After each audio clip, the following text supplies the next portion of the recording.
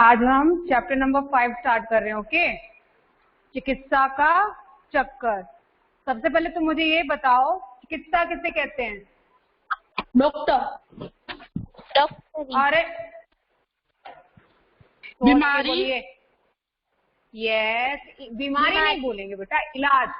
इलाज ना, इलाज है ना, उसको कहा जाता है चिकित्सा।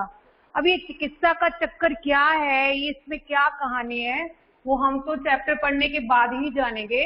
लेकिन उससे पहले मुझे ये बताएंगे आप किस किस तरह का इलाज किया जाता है, कौन कौन सी पद्धतियां हैं जिसके द्वारा इलाज किया जाता है? Operation, medicine. No, not like that बेटा। आयुर्वेदा है, फिर और कौन कौन सी मतलब पद्धति है जिसके द्वारा इलाज किया जाता है? एक तो आयुर्वेदा होता है ना, ऐसी वाली साइड, होम्योपैथी, और allopathy. Yes, very good. Who is this? Ma'am Vanshi. Very good बेटा। आयुर्वेदा है, होम्योपैथी है, एलोपैथी है ना। ये अलग अलग तरीके से हम किसी भी बीमारी का इलाज जो है वो करवाते हैं।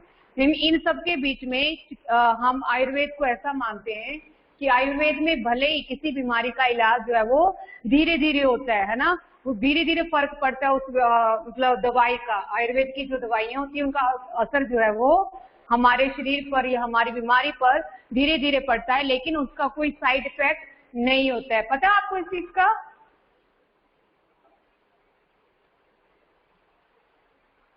पता है ना? Yes ma'am. Yes ma'am. उसी तरह से कुछ देसी नुस्खे भी है ना, जो हमारे घर पे हमारे किचन में चीजें होती है ना, किचन में जो भी अवेलेबल होता है वो भी छोटी मोटी दवाइयों का घर है। जरा सा कहीं पेट दर्द वगैरह हो तो मम्मा क्या देते हैं किचन में से निकाल के? क्या खाने के लिए देते हैं आपको? अजवाइन और नमक। यस, अजवाइन और नमक। उसी तरह से हींग भी एक मतलब दवाई है। हींग भी, कुछ लोगों को हींग भी दिया जाता है। हींग खाने से भी पेट दर्द हमारा ठीक हो जाता है ना, जैसे ही। हाँ मैम, जब ज्यादा खांसी आती है तो जो लौंग आता है ना, लविंग, वो भी मुंह में डाल सकते हैं। यस, लौंग है, फिर दालचीनी है, इसी तरह से शहद है, और अदरक है हमारे किचन में, हल्दी है हमारे किचन में, कितना कुछ है ना। तो अलग अलग तरीके से अलग अलग बीमारी में ये सब काम आने वाली चीजें हैं। बड़ी बात, कोरोना टाइम में हम लोगों ने अपनी किचन में काढ़ा बना बना के पिया हुआ है ना। पिया कि नहीं पिया है? अपनी इम्यूनिटी को बूस्ट करने के लिए, अपने आप को सर्दी खांसी से बचाने के लिए ना। तो आज हम पढ़ेंगे चिकित्सा का चक्कर। लेखक अब कैसे चक्कर में पड़े हैं उसके बारे में आज हम इस चैप्टर में जानेंगे। Page number 39।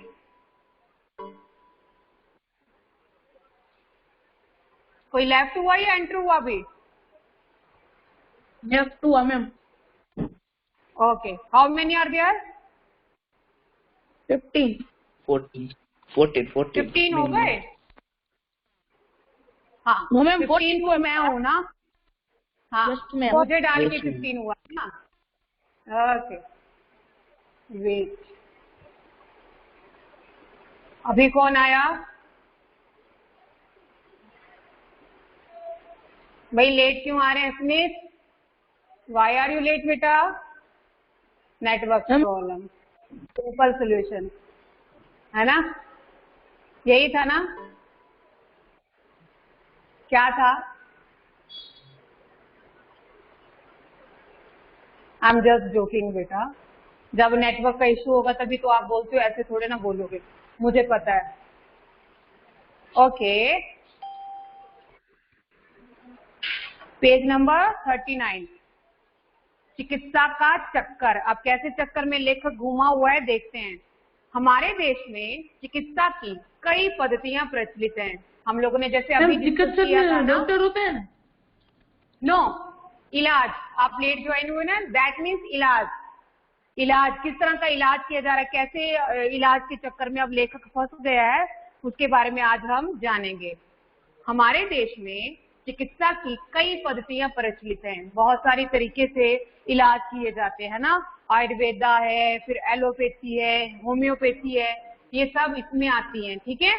किसी के बीमार पड़ने पर उसे देखने के लिए आने वाले लोग, जब कोई बीमार पड़ जाता है ना तो उसका हालचाल जानने के लिए बहुत से लोग आते हैं और अपनी अपनी तरह से अपना अपना नुस्खा और चिकित्सा पद्धति आजमाने की सलाह देते हैं। जो लोग उसे देखने के लिए आ रहे हैं वो क्या करते हैं, अपने अपने तरीके से नुस्खे बताते हैं, अपने अपने तरीके से उनको चिकित्सा की पद्धतियां बताते हैं कि किस किस वे से आप अपनी बीमारी का इलाज करवा सकते हैं। चिकित्सा प्रणालियों के चक्कर में फंसे लेखक की बड़ी ही मनोरंजक कहानी। ये जो कहानी है, लेखक कैसी उसमें फंस गया, चिकित्सा के चक्कर में फंस गया कि अलग अलग तरह के लोग जब उसे आकर बताते हैं कि मतलब आपको ये करना चाहिए, आपको डॉक्टर के पास जाना चाहिए, इस तरह का इलाज होना चाहिए, ऐसी ही प्रणालियों के चक्कर में फंसे हुए लेखक की बड़ी ही मनोरंजक कहानी है चिकित्सा का चक्कर। जो व्यक्ति अपनी सोच नहीं बदल सकता वह कुछ भी नहीं बदल सकता है। ये किस कहा था, जॉर्ज बर्नार्ड शॉ ने, कि जो व्यक्ति, ऐसा व्यक्ति जो अपनी सोच ही नहीं बदल सकता, अपने थॉट्स को ही चेंज नहीं कर सकता, वो जीवन में कुछ भी नहीं बदल सकता। जिसका अपने थॉट्स के ऊपर ही हक नहीं है, जो अपने थॉट्स को ही चेंज नहीं कर सकता है समय के अनुसार या फिर जरूरत के हिसाब से, वो व्यक्ति जीवन में कुछ भी नहीं बदल सकता है। प्लीज माइक ऑफ कीजिए, किसका माइक ऑन है, please check your mic. Someone's mic is on, please check. Okay.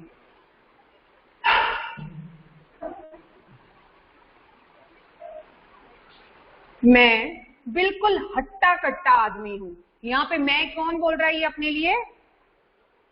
Ma'am लेखक लेखक अपने बारे में बता रहा है अब ना, उसकी कहानी है, उसके साथ बीती हुई कहानी है। वो अपने बारे में बताते हुए क्या कहता है, मैं बिल्कुल हट्टा कट्टा आदमी हूँ, बिल्कुल तंदुरुस्त आदमी हूँ, किसी प्रकार की मुझे कोई प्रॉब्लम नहीं है, मैं पूरी तरह से स्वस्थ हूँ।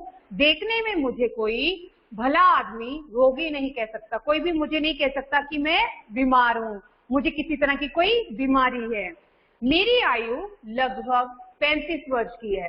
लेखक की उम्र कितनी है? पूरे 35 वर्ष। 35 पता है आपको कितना आता है? 35 35 यस 35। आज तक कभी बीमार नहीं पड़ा। पूरे 35 वर्ष के हो गए लेखक, लेकिन आज तक अपने पूरे 35 वर्ष की आयु तक वो कभी भी बीमार नहीं पड़े। लोगों को बीमार देखता था तो मेरी बड़ी इच्छा होती थी कि किसी दिन मैं भी बीमार पड़ता तो अच्छा होता। अब देखो ये कौन सा चाव है, ये कौन सा इंटरेस्ट है उनका, कि उनको बड़ा अच्छा लगता है जब कोई बीमार पड़ता तो उन्हें भी लगता कि काश मैं भी बीमार पड़ता। उन्हें इस बात का बड़ा ही शौक था। मेरे बीमार पड़ने पर हंटले के बिस्कुट, जिन्हें साधारण अवस्था में घर वाले खाने नहीं देते। हंटले के बिस्कुट उस समय होते होंगे कोई ना, जो मतलब नॉर्मली सिर्फ बीमार व्यक्तियों को ही खाने के लिए दिए जाते हो। नॉर्मल इंसान या साधारण व्यक्ति को खाने के लिए नहीं मिलते होंगे, सिर्फ बीमार व्यक्तियों को ही दिए जाते होंगे। तो उन्हें शौक था कि यदि मैं बीमार पड़ जाऊं तो मुझे हंटले के बिस्कुट खाने को मिलेंगे, जो घर वाले साधारण कंडीशन में, साधारण अवस्था में उसे खाने के लिए। हाँ हंडले, वही तो बोल रही ना, कोई मतलब पर्टिकुलर होगा ना किसी चीज से बना हुआ, जो सिर्फ बीमारी में ही खाने को मिलता है। उसी तरह से यूडिक्लोन की शीशियां, अब यूडिक्लोन एक तेल की शीशी है जिसको मेरी बीबी कोमल करों से उड़ेलकर मलती।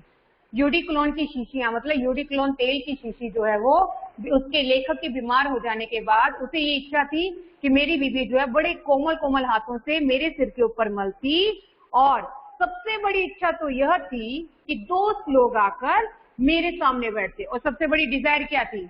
ये तो था कि हंटले के बिस्कुट खाने को मिलते, बीबी यूडिक्लोन की शीशी उसके सिर पे उड़ेल कर मलती, उसके सिर की मालिश करती। लेकिन सबसे बड़ी इच्छा तो ये थी कि उसके दोस्त उसके सामने आकर बैठते और गंभीर मुद्रा धारण करके पूछते, पूरे सीरियस वे में पूरे सीरियस मूड में आकर उससे पूछते, कहिए बेढब जी कैसी तबीयत है।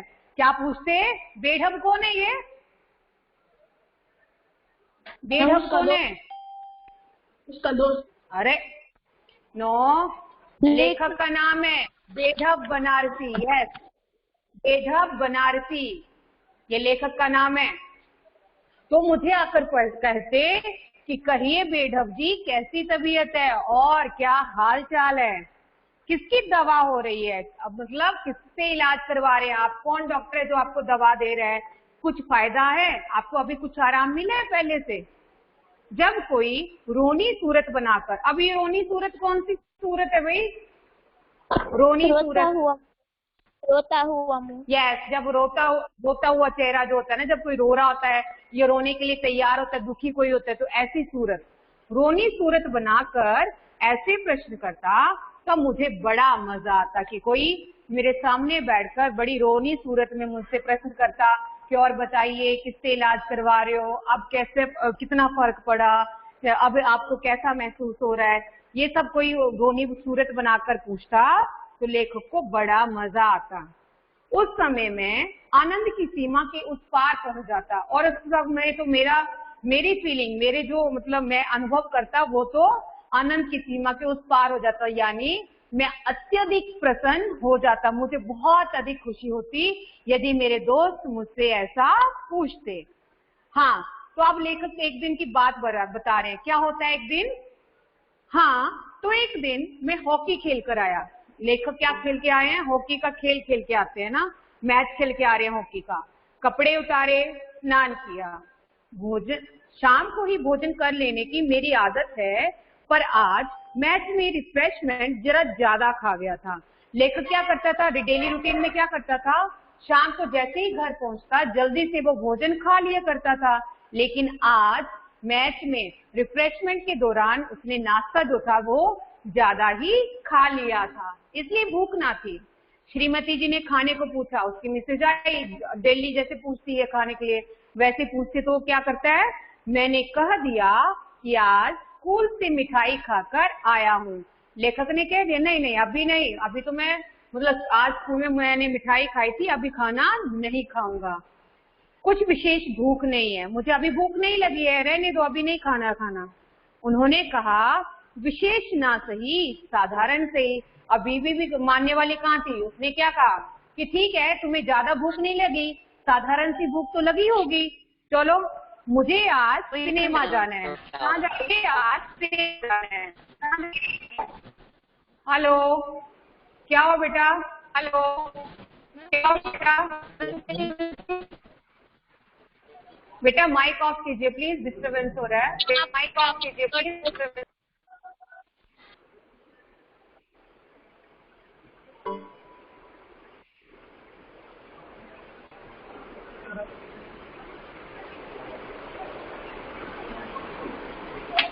How many are there? 16। अभी लेफ्ट हुआ कोई ना? मैम आपकी आवाज कट रही है। मेरी आवाज कट रही है? Who is this? मेरी आवाज क्लियर नहीं है क्या? क्लियर है। Yes, ma'am, voice is clear. Ma'am, if you have, then please left and join again. Left the class and join again. Yes, ma'am, continue. Yes, अगर सबको आवाज आ रही दैट मीन्स आपकी तरफ से ट्रबल है बेटा, आप लेफ्ट करके ज्वाइन कीजिए। अब पत्नी क्या कहती है कि ठीक है ज्यादा भूख नहीं लगी, अच्छी बात है, तो थोड़ी सी तो भूख होगी, मुझे आज सिनेमा जाना है। अब कहाँ जा रही है वो? फिल्म देखने के लिए जा रही है ना। तुम अभी खा लेते तो अच्छा होता कि तुम अभी खा लेते, क्योंकि मुझे तो सिनेमा जाना है भाई। समय है, संभव है मेरे आने में देर हो जाए। संभव है मतलब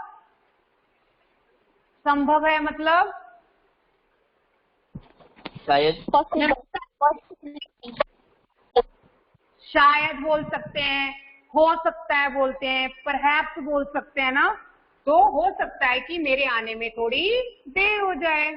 अब लेखक को लगा कि अब मान लेना चाहिए, फिर उसने इनकार नहीं किया। उस दिन थोड़ा ही खाया। जनरली जितना वो खाता था, साधारणतः जितना खाता था उससे थोड़ा ही खाया। अब थोड़ा कितना देखिए तो जरा, 12 पूरियां थी और वही रोज वाली आधा पाव मलाई खा चुकने के बाद पता चला कि प्रसाद जी के यहाँ से बाग बाजार के रसगुल्ले आए हैं। अब थोड़ा सा खाना देखो उसका, 12 पूरियां खा ली और रोज जो आधा पाव मलाई खाता था वो भी खा गया। उसके बाद वो सब खाने के बाद उसे पता चला कि प्रसाद जी के, प्रसाद कोई फेमस शॉप होगी ना, वहां से उसके पास बाग बाजार के रसगुल्ले आए हैं। अब रसगुल्ले का नाम सुन के किसके मुंह में पानी नहीं आएगा ना। और लेखक भी सोचने लगा कि रसगुल्ले हैं तो रस तो होगा ही। कल तक संभव है कुछ खट्टा हो जाए। जब कोई चीज हमारी फेवरेट होती है तो भले पेट में जगह हो ना हो, हम जबरदस्ती जगह बना लेते हैं। तो ऐसे लेखक भी सोच रहा है कि हो सकता है कि कल तक खट्टा हो जाए, इसलिए बेटर है वो रसगुल्ले आज ही खा लेता हूँ।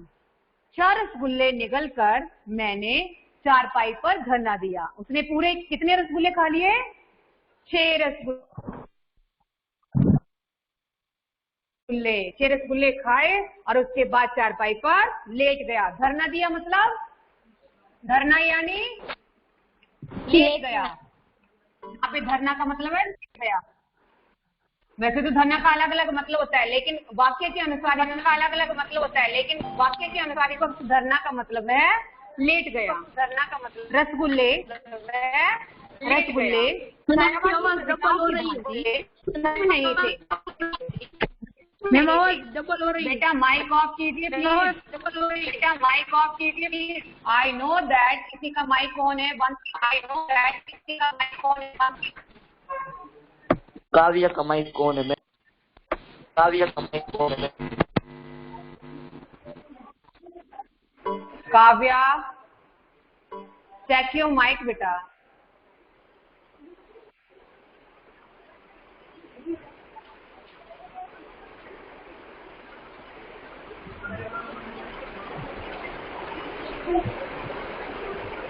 ओके, तो सूक्ष्म मीन्स, सूक्ष्म का क्या अर्थ होता है पता है आपको? छोटे। यस, छोटा या छोटे, ठीक है। और स्थूल क्या हुआ? स्थूल बहुत बड़ा या विशालकाय, ठीक है। बहुत बड़ा या विशालकाय भी बोल सकते हैं उसको हम। तो यहाँ पे कभी क्या, सॉरी, लेखक क्या कहता है कि रसगुल्ले जो है वो छायावादी कविताओं की तरह छोटे नहीं थे। वो कैसे थे? बड़े बड़े, बहुत बड़े बड़े रसगुल्ले थे। अब इतने बड़े बड़े 6 रसगुल्ले भी उसने खा लिए। दिन एकाएक 3 बजे रात को नींद खुली। अब मतलब खाना खाने के बाद चारपाई पे लेट गया तो नींद तो पड़नी थी, लेकिन अचानक क्या हुआ? एकाएक यानी अचानक रात के 3 बजे उसकी नींद खुल गई। नाभि के नीचे दाहिनी ओर पेट में मालूम पड़ता था कोई बड़ी बड़ी सुइयां लेकर कोच रहा है। नाभि के नीचे, उसकी जो नाभि है उसके ठीक नीचे दाहिने भाग में से ऐसा लग रहा था कि कोई बड़ी बड़ी सुइयां लेकर, बड़ी बड़ी पिंस लेके उसको कोच रहा है। कोच रहा है मतलब चुबा रहा है। यस, कोंचना यानी चुभाना। कोंच यानी चुभाना। कोई बड़ी बड़ी सुइयां लेकर उसे चुभा रहा है। अब एसिडिटी जैसी कोई दर्द हो रही होगी उसको, तो ऐसे लग रहा था जैसे कोई बड़ी बड़ी सुइयां लेकर चुभा रहा है। परंतु मुझे भय नहीं मालूम हुआ, लेकिन लड़के को बिल्कुल भी डरा नहीं। ठीक है, दर्द हो रहा है, देखा जाएगा। क्यों? क्योंकि ऐसे ही समय के लिए औषधियों का राजा, कि मतलब पेट दर्द हो जाए, जब ऐसी कोई प्रॉब्लम खड़ी हो जाए, उसके लिए उन्होंने औषधियों का राजा, रोगों का रामबाण, अमृत धारा नाम की एक शीशी होगी, एक बोतल थी, उसने वो हमेशा अपने साथ में रखी थी कि जब भी कभी पेट में दर्द हो तो आराम से वहां से कुछ बूंदे पी लूंगा। मैं तुरंत उसकी एक बूंद पी गया। उसने लिया, उस शीशी में से एक बूंद जो है वो फटाफट से पी ली। फिर 2 बार पी ली, मतलब दूसरी बार भी पी ली, लेकिन फर्क नहीं पड़ने वाला था। तीसरी बार भी पी। करते करते ऐसे ही प्रातःकाल होते होते शीशी समाप्त हो गई। एक बूंद के बाद दूसरी, दूसरी के बाद तीसरी, जब आराम नहीं हुआ तो सुबह होते होते उसकी पूरी शीशी जो थी वो समाप्त हो गई। दर्द में किसी प्रकार की भी कमी ना हुई, लेकिन उसके दर्द में उसे किसी प्रकार की कोई राहत महसूस नहीं हो रही थी, थोड़ी सी भी कमी महसूस नहीं हो रही थी। दर्द जस का तस बना हुआ था, जैसे का वैसा। प्रातः काल एक डॉक्टर के यहाँ आदमी भेजना पड़ा। सुबह होते ही, जैसे ही सुबह हुई तो उन्हें एक आदमी को डॉक्टर के पास भेजना पड़ा, यानी डॉक्टर को बुलाना पड़ा। डॉक्टर साहब सरकारी अस्पताल के थे, और ये डॉक्टर कहाँ से आया था? गवर्नमेंट हॉस्पिटल से, सरकारी अस्पताल से। वे एक इक्के पर तशरीफ लाए। सूट वाले का इक्के पर आना वैसा ही मालूम हुआ जैसा लीडरों का मोटर छोड़कर पैदल चलना। अब यहाँ पे भी व्यंग्य कर दिया लेखक ने। क्या व्यंग्य कर रहे हैं कि ये डॉक्टर साहब जो थे वो सरकारी अस्पताल के थे और इक्के पर तशरीफ लाए। इक्के पर तशरीफ लाना मतलब, इक्का यानी, इक्का क्या होता है? इक्का क्या है पता है आपको? यस और नो? No ma'am. घोड़ा गाड़ी, ठीक है, घोड़ा गाड़ी को कहा जाता है इक्का। घोड़ा गाड़ी। तो ये डॉक्टर साहब जो हैं पूरे सूट बूट पहनकर, बन ठन के, पूरे अप टू डेट ऑफिसर बन के इक्के पे तशरीफ ला रहे हैं, उस घोड़ा गाड़ी पर आ रहे हैं। और ये घोड़ा गाड़ी पर आते हुए ऐसे लग रहे हैं मानो कोई नेताजी अपनी मोटर गाड़ी को छोड़कर पैदल ही चले आ रहे हैं। मतलब दिखावे वाली बात हो गई, उनके ऊपर सूट ही नहीं कर रहा था वो घोड़ा गाड़ी। मैं अपना पूरा हाल भी ना कह पाया था कि वे बोले। जैसे वो डॉक्टर साहब आए और ये लेखक अपना दर्द बताने ही जा रहा था कि मैं उसके साथ क्या हो रहा है, कैसे क्या हो रहा है, कब हुआ, तो उतने में ही अब डॉक्टर साहब क्या बोले? जबान दिखलाइए। अब जबान क्या है? ये क्या है भाई जबान? जीभ। यस, जीभ। यस, टंग, जीभ। तो उसने उसको अपनी जीभ दिखाने के लिए कहा। प्रेमियों को जो मजा प्रेमिकाओं की आंख देखने में आता है, शायद वैसा ही डॉक्टरों को मरीजों की जीभ देखने में आता है। एक और व्यंग्य, जैसे कोई किसी को पसंद करता है तो उसकी आंखें देखना उसे पसंद है, उसे निहारना उसे पसंद है, ठीक वैसे ही ये डॉक्टर लोग भी शायद जीभ देखना उतना ही पसंद करते हैं। जरा सी भी बीमारी हुई नहीं, निकालो जीभ, दिखाओ अपनी जीभ। अब लेखक ने इसके ऊपर भी व्यंग्य कस दिया। डॉक्टर महोदय मुस्कुराए और बोले, घबराने की कोई बात नहीं। जैसे उसकी जीभ देखी, जैसे उसे चेकअप किया तो उसे कहते हैं कि घबराने की जरूरत नहीं है, दवा पीजिए, 2 खुराक पीते पीते आपका दर्द वैसे ही गायब हो जाएगा जैसे हिंदुस्तान से सोना गायब हो रहा है। अब लगे कविता करने, अपने ही बात करने, साहित्य गढ़ने लग पड़े। अब डॉक्टर साहब क्या कहते हैं? ये लीजिए दवा पीजिए, जैसे आप 2 खुराक पी लेंगे, जैसे 2 बार आप दवाई ले लेंगे, आपका दर्द ठीक वैसे ही गायब हो जाएगा जैसे अभी हिंदुस्तान से सोना जो है वो गायब हो रहा है। हाय, मैं तो दर्द से बेचैन था। अब लेखक को कितना सारा दर्द हो रहा है और कोई सामने बैठा बैठा ऐसे मतलब साहित्य गढ़ रहा है, ऐसी सी बातें कर रहा है, तो उसे अच्छा थोड़ी ना लगेगा। और डॉक्टर साहब साहित्य का मजा लूट रहे थे, वो अपनी ही मतलब लगे हैं साहित्य गढ़ने के लिए। चलते चलते बोले, अस्पताल खुला ना होगा, नहीं तो आपको दवा मंगानी ना पड़ती। जैसे वो चलने को तैयार हुए जा रहे थे तो चलते चलते क्या कहते हैं कि अभी अस्पताल बंद है, अस्पताल खुला नहीं होगा, वरना आपको दवाई जो है वो बाहर से नहीं मंगवानी पड़ती, मैं ही आपको दे देता। खैर, चंद्रकला फार्मेसी से दवा मंगवा लीजिएगा। ये चंद्रकला फार्मेसी क्या है? Medical shop. Yes, medical shop. तो कहा कि मतलब चंद्रकला फार्मेसी से दवा मंगवा लीजिएगा। क्यों बोला? स्पेशल नाम लेके क्यों बोला होगा उसने? एक ही मेडिकल स्टोर का नाम लेके क्यों बोला होगा? क्योंकि वहाँ अच्छी दवाई मिलती होगा। हाँ, वहाँ दवाइयाँ ताजी मिलती हैं, जैसे सब्जी भाजी हो गया, वहां दवाइयां ताजी मिलती हैं। गर्म बोतलों से सेक भी आरंभ हुआ, सेकते सेकते छाले पड़ गए पर दर्द में कमी ना हुई। अब चंद्रकला फार्मेसी से दवाई मंगवाने के लिए लेखक ने उसने डॉक्टर ने कह दिया अपनी तरफ से, भाई वहां से दवाई मंगवा लीजिएगा क्योंकि ताजी दवाइयां मिलती हैं वहां पे। और साथ ही साथ वो जो सेक देने का कार्यक्रम जो था वो भी चलता रहा, लेकिन इतना सेक दिया जा चुका था, गर्म पानी का इतना ज्यादा सेक दिया जा चुका था कि लेखक के पेट में छाले भी पड़ गए, पर दर्द वैसे का वैसा ही, जरा सी भी कमी नहीं हुई। दोपहर हुई, शाम हुई, पर दर्द ने मुझ पर ऐसा प्रेम दिखलाया कि हटने का नाम ही न लेता था। अब दोपहर हो गई, दोपहर से शाम हो गई, लेकिन लेखक का दर्द जो था वो वैसे का वैसा ही, वो पूरी तरह से उसके साथ ही चिपका पड़ा था, हटने का नाम नहीं ले रहा था।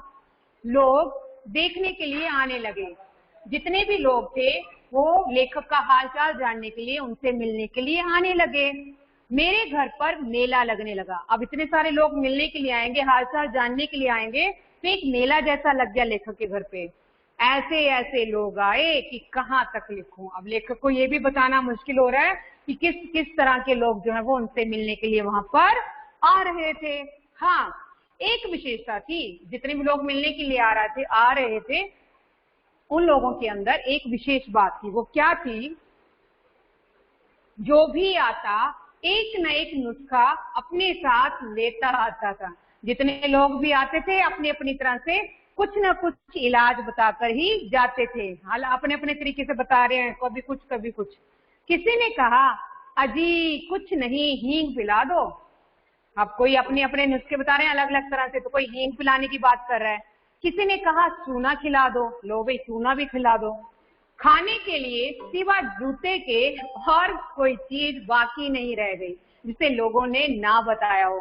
सभी चीजें खाने के लिए बोल दी, मतलब लगभग सभी चीजें जो है उसको खाने की राय दे दी गई, एक जूते खाने के सिवा। 3 दिन बीत गए, दर्द में कमी ना हुई। अब इसी तरह से दर्द से कराहते हुए, दर्द से तड़पते हुए लेखक को पूरे 3 दिन हो गए। लोग आते मुझे देखने के लिए, पर किसी न किसी विषय पर चर्चा छिड़ जाती थी। लोग उसको देखने के लिए आते थे और वहां पे आके उसका हालचाल जानने के लिए, लेकिन हालचाल तो पीछे की बात है, वो थोड़ा सा पूछा, उसके बाद बैठे बैठे गप्पे मतलब मारते रहते थे। किसी न किसी टॉपिक के ऊपर वो लोग चर्चा करते ही रहते थे। प्रसाद जी का अमुक नाटक रंगमंच की दृष्टि से कैसा है।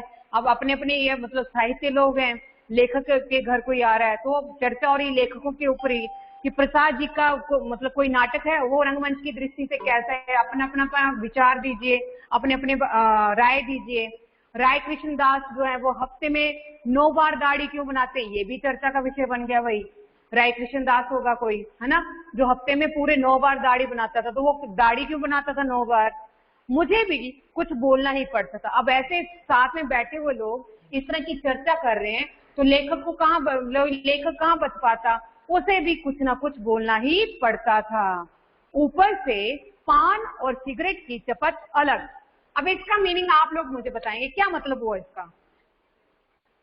ऊपर से पान और सिगरेट की चपत अलग। मैम पान और मैं लग गई थी, पान और सिगरेट की लग गई थी ना। लत तो और आदत वाली बात ही नहीं है यहाँ पे। सोचिए जरा क्यों बोल रहा होगा ऐसा कि पान और सिगरेट की चपत। पान हाँ? और सिगरेट जो लोग मिलने आते होंगे वो सिगरेट पीते होंगे। यस, उनकी खातिरदारी जो है वो पान और सिगरेट के द्वारा ही की जाती थी। अब ऐसे घर पे कोई आया है तो उसको पान और सिगरेट उनकी तरफ से ऑफर होती होगी, तो वो खर्चा भी अब वो लेखक के सिर पे अलग से पड़ गया। भला दर्द में क्या कमी होती है? अब इतना सारा खर्चा हो रहा है, लोग दिमाग चाट रहे हैं, बीच में इतने सारा मतलब बिना बात की बातें किए जा रहे हैं, तो ऐसे में दर्द में कमी कहाँ होनी थी? खर्चे की जब याद आती है तो किसी को आराम कहाँ मिलने वाला, वो तो बीमारी को और बढ़ाने वाला था। आखिर में लोगों ने कहा कि तुम कब तक इस तरह पड़े रहोगे। अब लास्ट में लोगों ने इतना भी कह दिया कि तुम ऐसे ही कब तक पड़े रहोगे, कब तक इंतजार करते रहोगे कि तुम्हारे ठीक होने का? किसी दूसरे की दवा करो, अब दवाई चेंज कर लो भाई, डॉक्टर चेंज कर लो, क्यों ऐसे उसी के भरोसे बैठे हुए हो? लोगों की सलाह से डॉक्टर चूहा नाथ कातर जी को बुलाने की सलाह हुई। अब देखो नया डॉक्टर आ रहा है, कौन? चूहा नाथ कातर जी। नाम क्या जबरदस्त है, चूहा नाथ कातर जी। कातर पता है कातर किसको बोलते हैं? कातर पता है आपको? No ma'am, no ma'am. चूहा क्या करता है? चूहा कोई भी चीज खाते तो कुतर कुतर कर देता है ना, बिल्कुल टुकड़े टुकड़े कर देता है, इसलिए। हेलो, माइक ऑफ कीजिए बेटा, किसी का माइक ऑन है तो अब किसको बुलाने की बात हो रही है? डॉक्टर चूहा नाथ कातर जी को। आप लोग डॉक्टर साहब का नाम सुनकर हंसेंगे, आप हंसेंगे।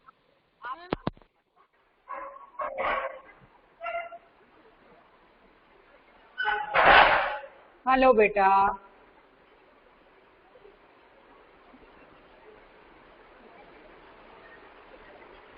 काव्या कसुंद्रा, नेटवर्क का इशू है उसका शायद बहुत ज्यादा, है ना, जिस वजह से हमें भी डिस्टर्ब कर रही है। हाँ काव्या बेटा, आप माइक मत ऑन करना प्लीज, माइक का ध्यान रखना, आपका माइक ऑन रह रहा है बिना बात के। कोई अजीब से इरिटेटिंग साउंड आ रही है मेरे मतलब माइक में से। फिर ओके, डॉक्टर चूहा नाथ कातर जी को बुलाया गया। अब आप लोगों को भी ये नाम अजीब लगा, आप लोग भी हंसे, पर यह मेरा दोष नहीं है। अब लेखक ने अपनी तरफ से वो नाम नहीं दिया ना, उन्होंने अपनी तरफ से उसका नामांकन नहीं किया है, लेकिन उनके माँ बाप का दोष जरूर है कि उन्होंने ऐसा नाम क्यों रखा। यदि मुझे उनका नाम रखना पड़ता तो अवश्य ही कोई साहित्यिक नाम रखता। अब लेखक को अगर बोला जाता कि भाई रखो उस डॉक्टर का नाम, तो वो कोई अच्छा सा साहित्यिक नाम रखता ना, लेकिन यहाँ पे क्या हुआ, वे यथा नाम तथा गुण वाले व्यक्ति थे। इस वाक्य का क्या मतलब होगा? यथा नाम तथा गुण, इस वाक्यांश का क्या मतलब है?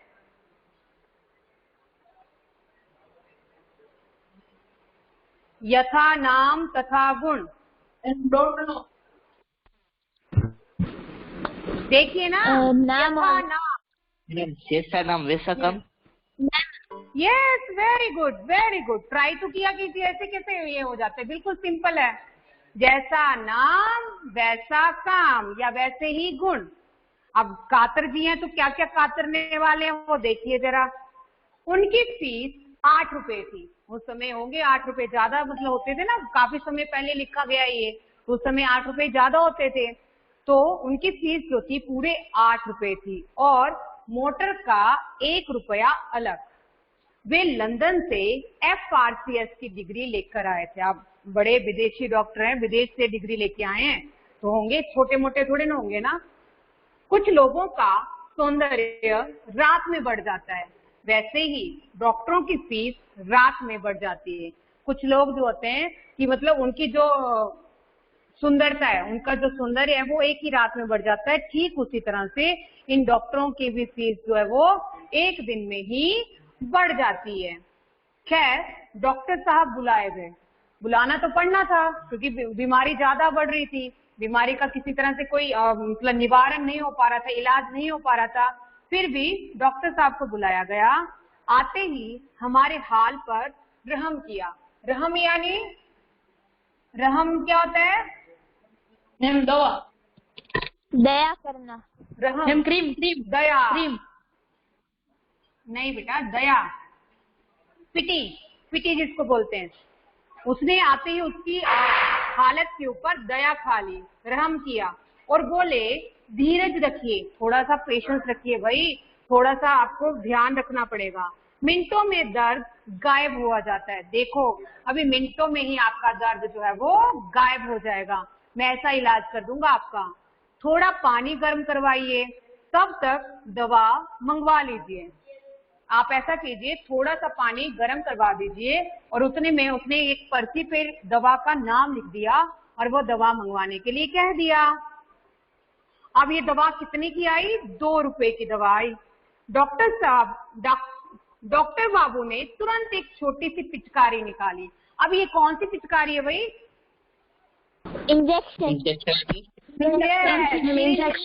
उसने सिरिंज निकाली अपने पास से ना, वो छोटी सी अपनी पिचकारी निकाली, उसमें एक लंबी सुई लगा दी, पिचकारी में दवा भरी, इंजेक्शन में दवा भरी और मेरे पेट में वह सुई पहुंचकर चुभो दी और लेखक के पेट में चुभा कर वो सुई लगा दी, उन्हें इंजेक्शन लगा दिया।